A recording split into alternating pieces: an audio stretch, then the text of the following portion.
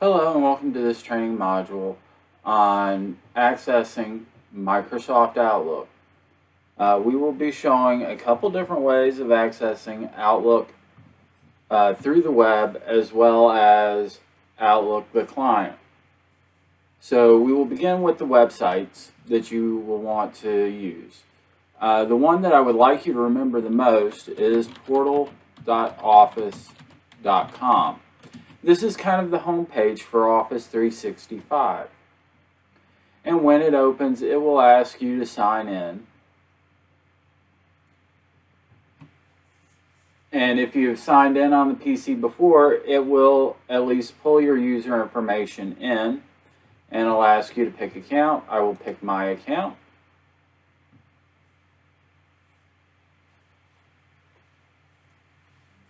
And because I've signed in, it didn't prompt me for a password. You may be prompted for a password, and if it's a PC you have not used recently or you're using it in a different location, there's also the chance that you will get prompted for a multi-factor authentication. Microsoft would recommend that you use Microsoft Authenticator. However, you can also use Duo or Okta, depending on what your organization is set up for your MFA access.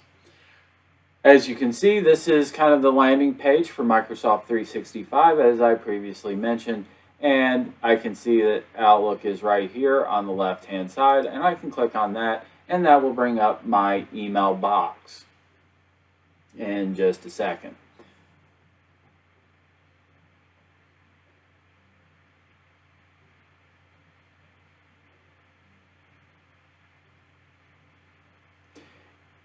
And as this is opening, you can probably guess what the other URL that I'm going to tell you to use is going to be outlook.office.com. And I can open an incognito window, which is what I'm going to do here,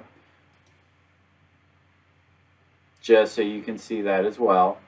I'm going to go new incognito window, which is basically just a private browser session.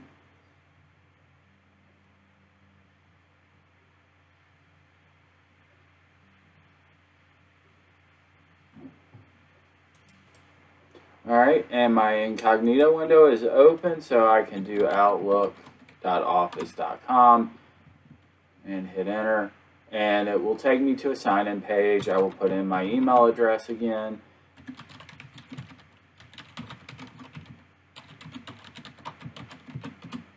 Hit enter, and then I'm going to put my password, and this time I'm being prompted for my MFA access, and I will say approve my request on my Authenticator app, which is going to go to my cell phone, and I'm going to approve that login.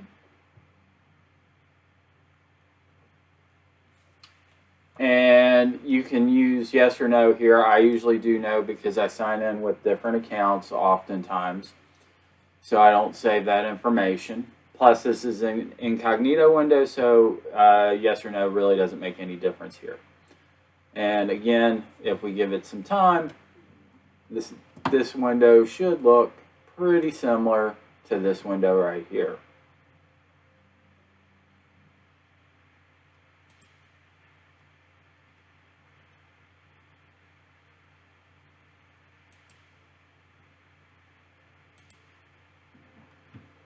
And it's still loading.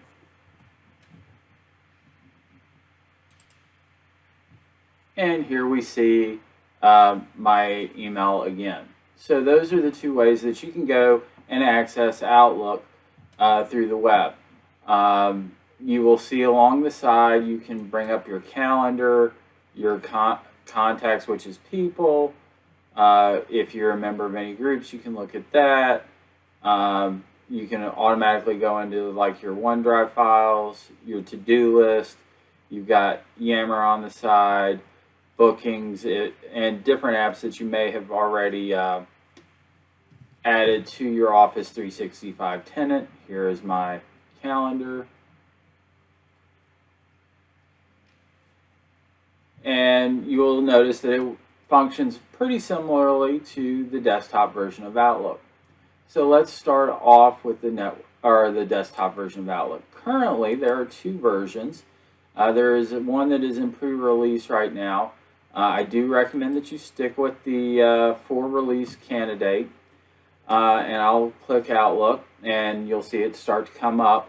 Mine may perform a little bit differently than yours because mine has multiple mail profiles and I need to select which profile I want to open at any given time. I've selected that profile and it is loading. And here I have my desktop version of Outlook open. Again, I can browse down into Calendar, my People section or Contacts, my to-do list or task list.